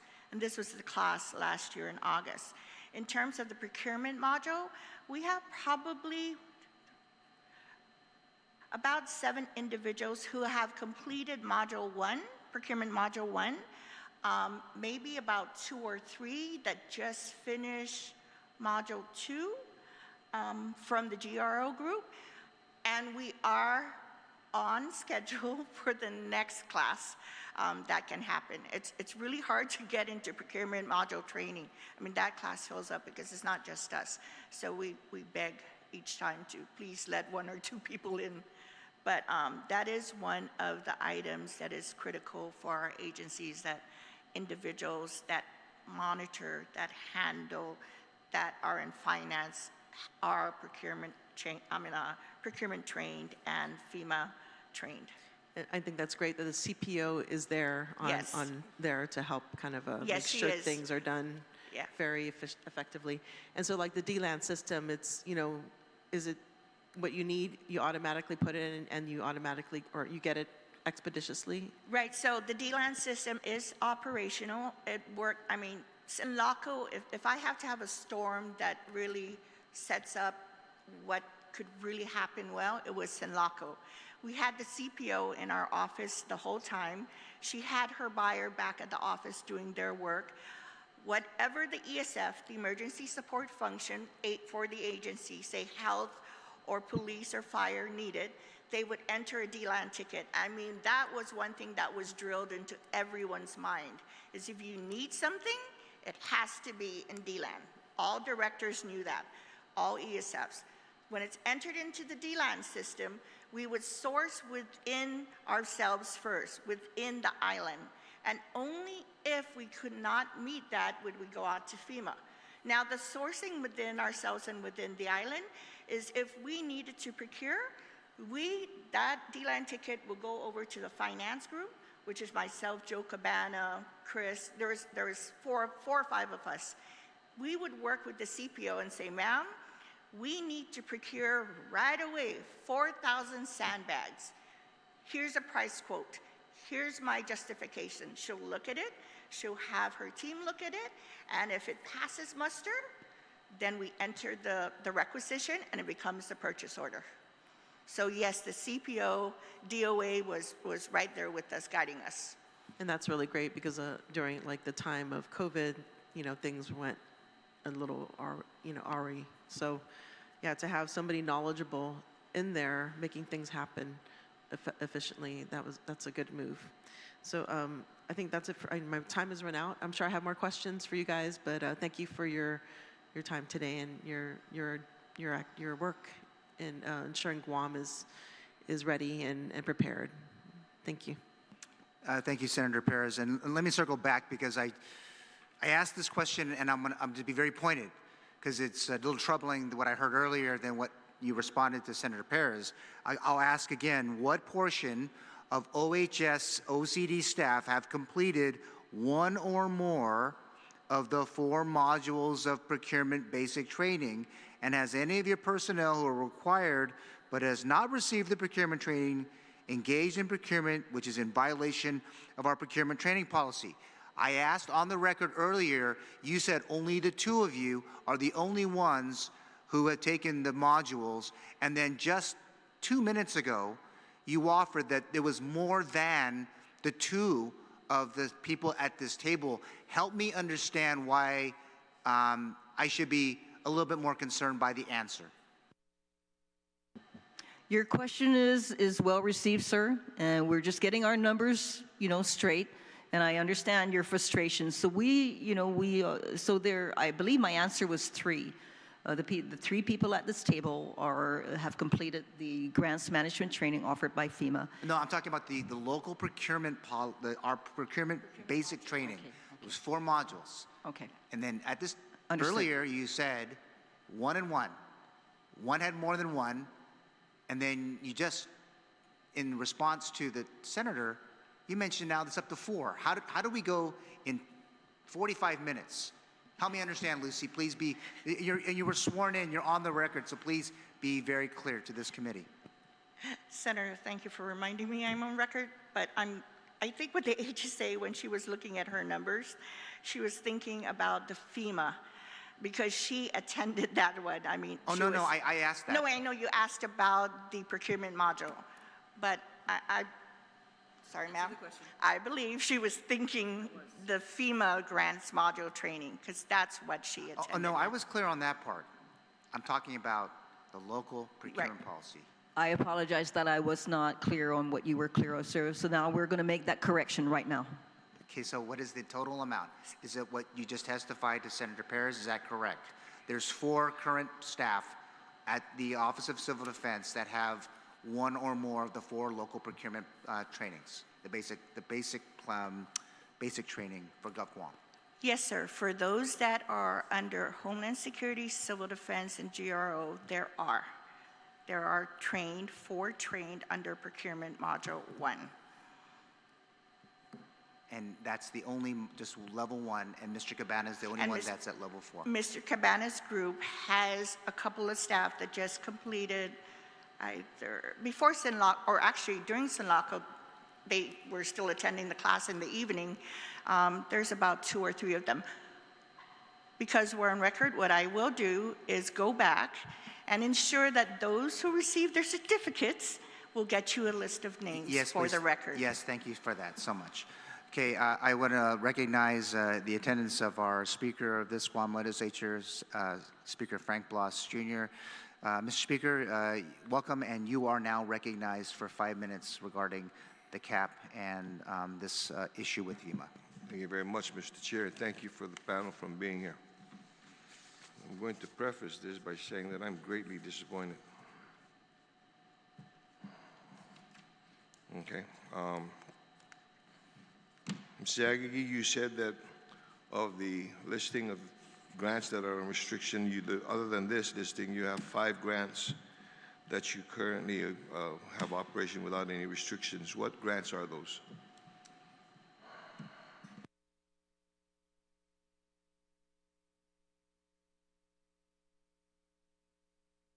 And the amounts for each grant. Have a day, Speaker. So, sir, the grants that are listed on this memo that we have at Homeland Security are the Emergency Management Performance Grants, the Building Resilience, Infrastructure, and Communities Grants, the Hazard Mitigation Grants, the Fire Management Assistance Grants, and the Public Assistance Grants. Those are not restricted? Sir, these are the grants that we are managing at Homeland Security that are listed on this restrictive drawdown status. In addition to these, not listed here are the Homeland Security grants, and then we also have a tsunami grant program that we also manage over at Homeland. Earlier, you said that there were 5 grants that were not on restriction, other than Homeland Security Grant Program and the Tsunami Grant. Which are what are the other 3 grants? You can answer. The ones that are not on restriction, but follow the same process to make sure that we get reimbursed are the Homeland Security Grant, HSGP, our Tsunami, our Next Gen Communications, which was just awarded last year, our Firefighters Grant, which was just, our Firefighters Grant is different from the Fire Management Assistance. It's called AFG, which was just awarded last year, and our Cybersecurity. Those are the 5. And how much for each grant? I will get that list to you, but it approximately is about $9.5 million. But I can provide a list that identifies each grant. The Next Gen itself is a 3-year grant. So that's why I want to give it to you in writing so you can see the breakdown. Okay, so of the grants that are affected, I'm referring to this letter from Mr. Fenton, I guess, on the restrictive grants. The grants that have restrictive drawdown status. Okay, can you go through each of these grants and tell me how much these grants are worth each?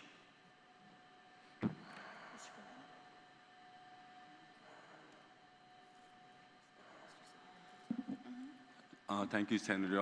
As far as the grants that were restricted, I can speak for the public assistance grants. Although the grants were awarded at $70 million, they may be restricted, but there's a different process now that that we're communicating with FEMA. Is now that we submit all our requests for reimbursements, all our disbursements, and then they review those disbursements, and then they review, and once they get authorized or approved, then we send it.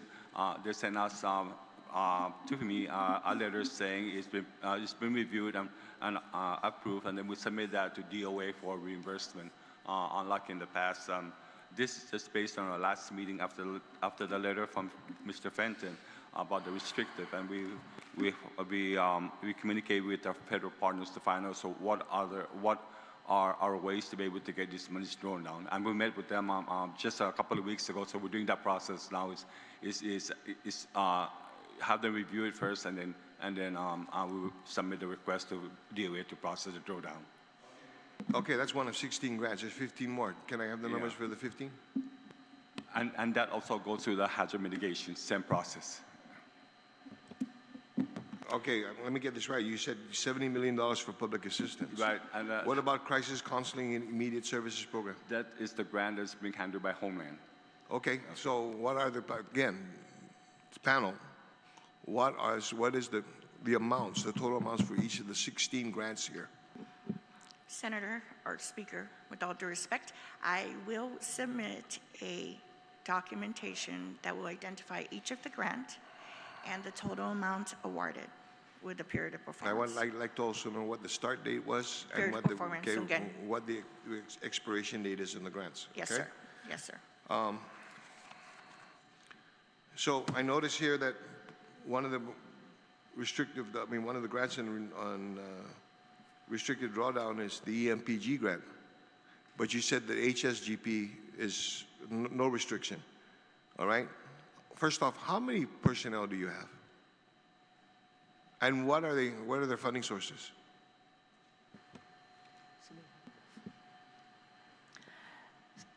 That's a complicated question, sir. It So shouldn't be complicated, Esther. You should have that information right here and now. I understand that, sir, but in our unique situation, we have personnel that come and go. So I can tell you that right now we have the Guam Recovery Office, who is now embedded in the Office of Civil Defense, and so we have 22 extra bodies that are also working with us.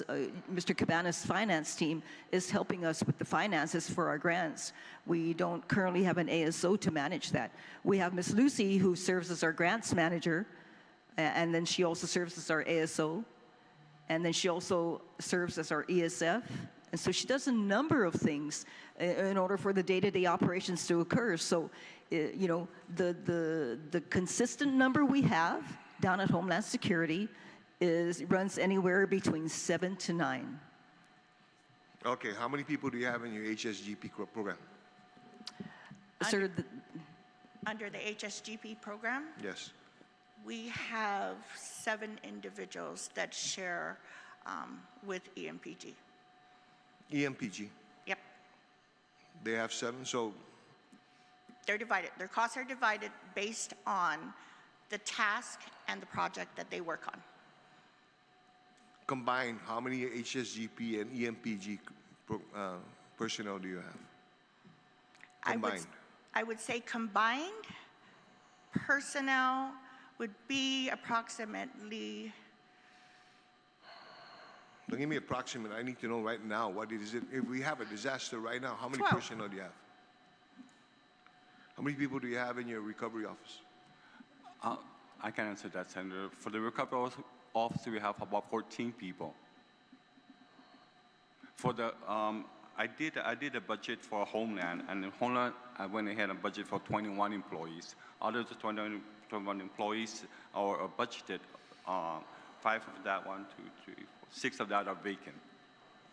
And out of that vacant position under EMPG grant or EMPG or operations, we have 5 of them that's being that's vacant, and only out of the 5 of them, 13 for EMPG, 5 of that is vacant, and then under HSGP we have I have 3, and then all the others are coming like admin side is 5 under Homeland. Okay. Lucy, you said of the combined total of HSGP and EMPG, there's 12 personnel. How many, and there's only 7 that's being funded by HSGP, so that means you have at least 5 that is funded under EMPG, yet it's under restricted drawdown. How are you paying for them? How are you paying personnel costs for them? that would be a DOA question, sir. That would be a, pardon A me? Department Administration That would and be a BBMR question. What is your estimate as to how much that personnel is costing you? Mr. Cabana has that number. I'm sorry, Senator. Under the EMPG, which is the we're still pending award letter from FEMA, which is the 23 EMPG. There was an award letter, but they needed some narrative correction on the admin plan. So out of that, we've already spent about $703,000 out of the $984,776 for the EMPG. For what fiscal year? For fiscal year 23. For what? 23. How about so how do you pay for 24, 25? 24, we'll continue to pay 24 and 25 also expenditure under a grant that's no longer a performance. You know, until such time this grant is being approved by FEMA, then as we get it approved, then we're going to submit all our requests for drawdown. So we've already got the monies allotted for the 23, 24, and 25 EMPG grant. How are you going to justify using funding from a different funding source, different grant, for EMPG costs? The EMPG grant is only going to pay EMPG or operations staffing. But we don't have what specific grant are you taking money from? No, it's taken off from a grant that's already period performance under EMPG. So right now, the way DOA obligates the monies is they're using a grant funding that's already been approved by FEMA, because as you know, BBMR will not give us, well, we don't have any funding for sure because we're waiting for FEMA for the award letter. And although the award letter was there for the 23 EMPG, you know, it's been approved, but we just have not gotten an award letter saying, okay, you can go ahead and, you know, submit that to your government agency as far as establishing an account. But we do have the, you know, our award letter for that. This letter is dated May 12, 2026. Yes, Senator Speaker. Yes, also part of the reason that this had not been submitted by FEMA yet is because of the shutdown that they recently had with the federal government that was shut down the whole office, and we had no communication as far as if this 23 already. But we did submit our admin plan with all the narrative that is needed to, you know, to award the grant. You know, I really can't go. There are a number of questions I need to be able to. I want to be able to ask, based on personnel, how much these grants are worth, were for, and what they start and the performance dates are for these grants that are on restricted drawdown status. But I'm going to move on. Lucy, you said that you requested you're going to be requesting funding, general fund funding. For what specifically are you asking for? I'm sorry? You're going to be requesting for next fiscal year. 27. For 27. Yes, sir. How much are you asking and what for? $1.5 million, sir. And what for? It'll cover for personnel costs and basic operations, sir. What of the 1.5 for personnel and basic operations? How much of that could have been going to the HSGP and EMPG, as well as any other grants that you had? None of that, sir. We anticipated that question. So if there was an expense, such as travel and training, it was not put into our budget digest request because it would be grant related. If there was a project, say, such as DLAN, which is covered under EMPG, then that cost will be covered under EMPG and not local. Now, I do have to say, and this is me, that when we first submitted the budget digest, because of the uncertainty of the grants, I did put in DLAN as a backup, because DLAN is a critical system for the Emergency Operations Center. But Mr. Cabana, the HSA, and I have gone through and scrubbed and anticipated questions that may be asked, and that was one of it, is how much of this cost could you take and put into your grants and make sure that it's written in the grants. And that's the key point, is grants, expenses that the agency thinks it's going to utilize or have has to be written in the grants. So you're telling me personnel and management and maintenance costs were not written in the grant? No, sir, that's not what I'm saying. Okay. I am saying that personnel costs at this time are divided between grants.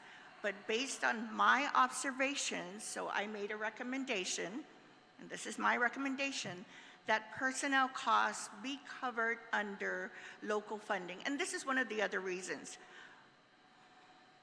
The grants are very restrictive.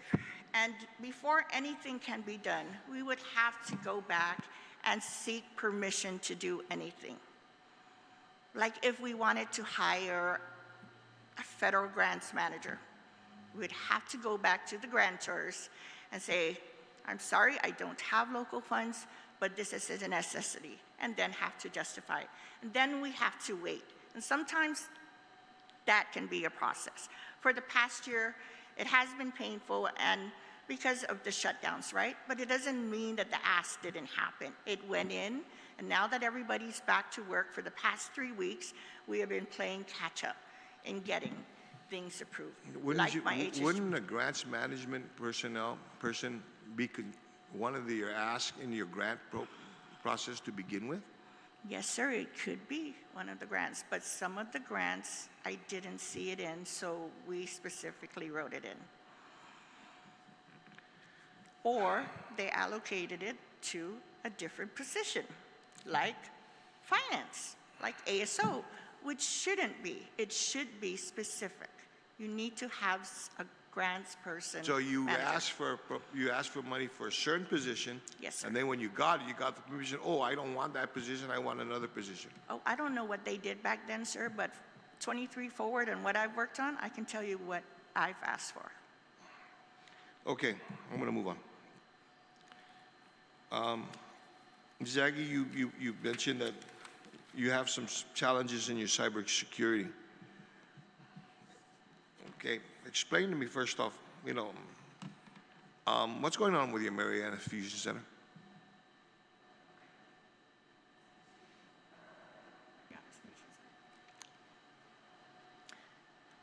So the two are related, sir. Yes. However, the relationship between the two is, so the grants, so the Fusion Center doesn't manage the cybersecurity grants. I manage the cybersecurity grants, and then the Fusion Center receives funding from the cybersecurity grants to conduct the business. So we are on hold, for lack of a better term, with our cybersecurity grants. We've already had two desk audits with our cybersecurity grants, even though we haven't spent 1 penny from a grant that was awarded to us back in 2023. And we have consulted with our cybersecurity grants management team, and they want more definite explanation of what projects that we plan to implement with the cybersecurity grants.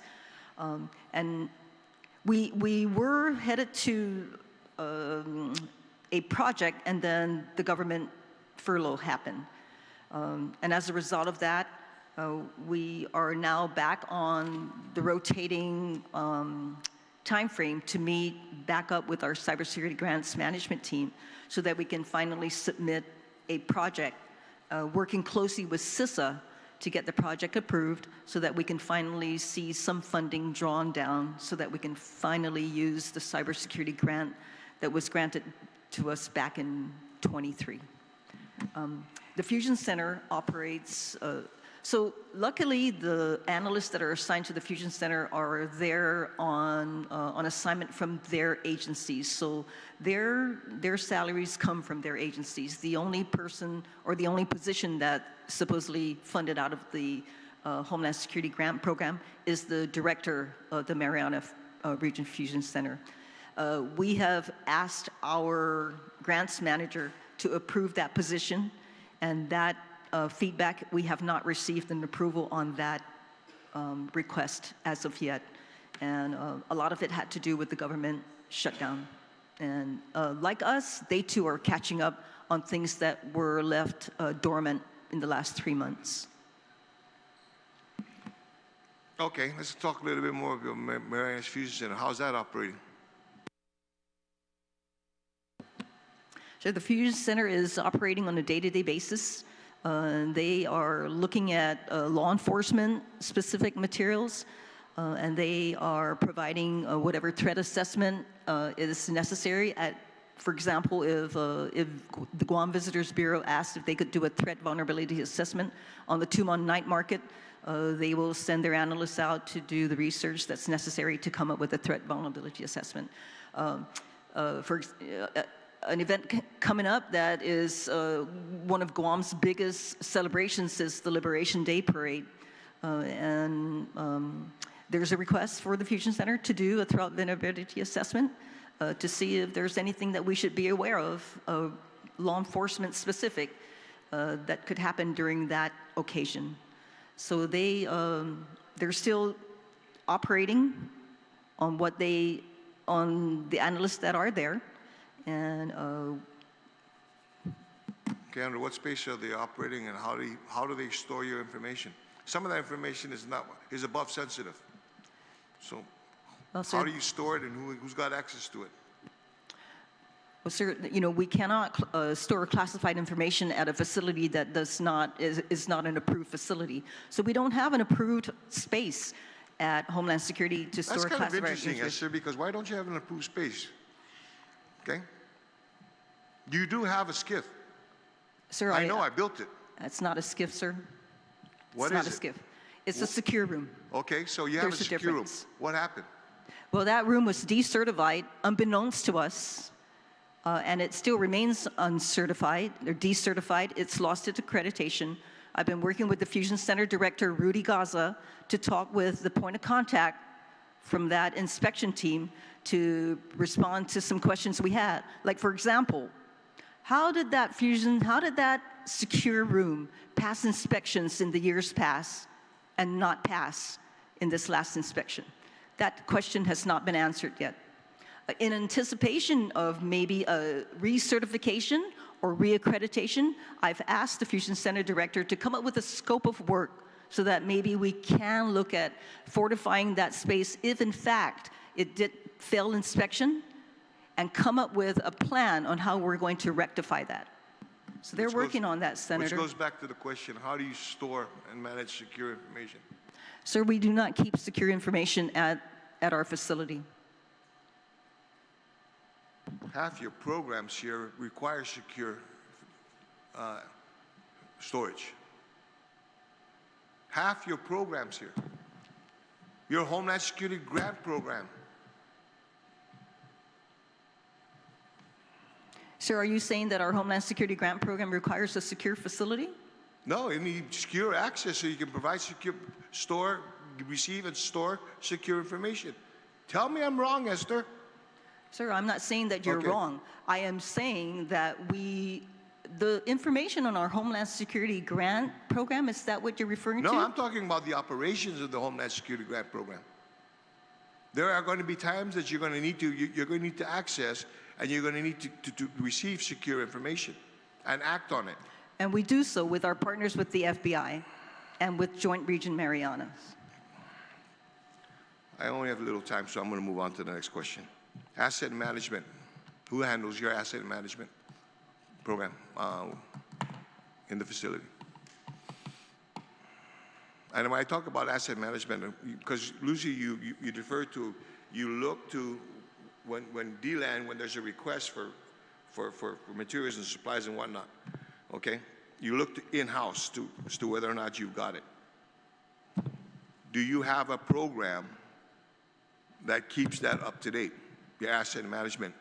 What do you have within the government facilities, your government inventory, and what you have in the private sector inventory? Yes or no? What I've seen is that OHS OCD does have a asset program which is also called a resource typing Okay. in the FEMA language, right? In the ICS course.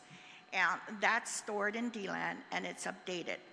Who works on it and who manages it?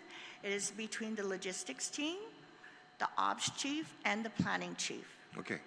Because they need to understand what we have first within and what other agencies have that we can source or utilize. Okay.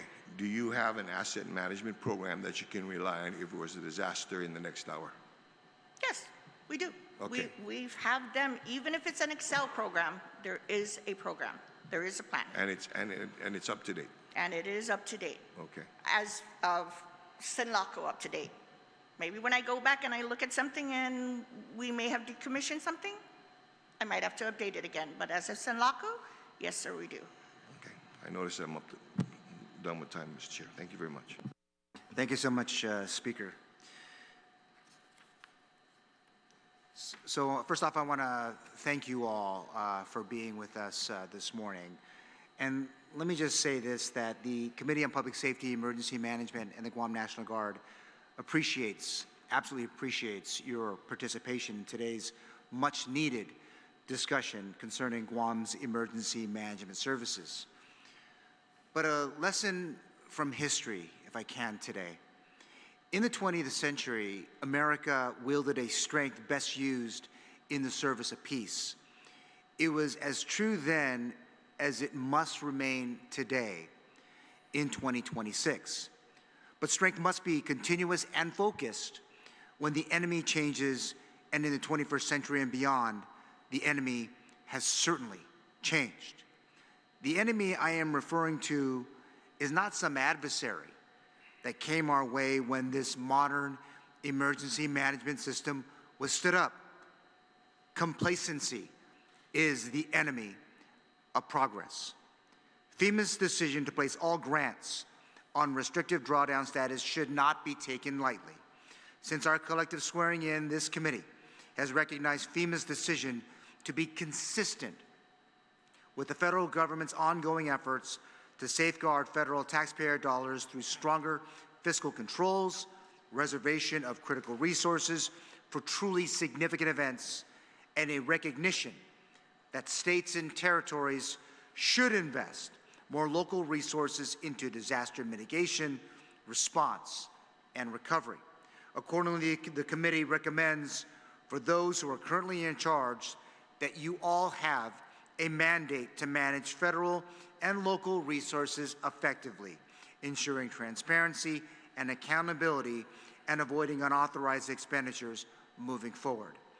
In closing, I would like to share with you all a response that I provided recently to a local news organization when asked about what coordination or oversight that this committee has reviewed or directed regarding plans to protect Guam's civilian population in case of an attack. My response was that the oversight hearings that are conducted by this committee are focused on the administration of emergency management programs which have exposed systemic problems, to include a lack of staff and unresolved audit concerns with federally funded programs to support specific attack planning efforts. Simply put, our preparedness and collective ability to respond and recover from known and emerging threats are directly linked to how federal and local resources are in fact managed. Strengthening Guam's existing all hazards warning system, establishing or building up individual and family disaster supplies, scheduling school, workplace, and community-wide drills, and other preparedness efforts require resources and coordination. Our partnership with FEMA remains critical to our preparedness efforts, and therefore it is imperative that the government of Guam does its part to demonstrate good stewardship of federal funds. With that said, the Committee on Public Safety, Emergency Management, and your Guam National Guard appreciates the attendance and participation of all the senators and department officials in this respective public hearing Today's oversight hearing is hereby adjourned. The time is now 10:30 a.m. Chamorro Standard Time. Thank you all for being with us today.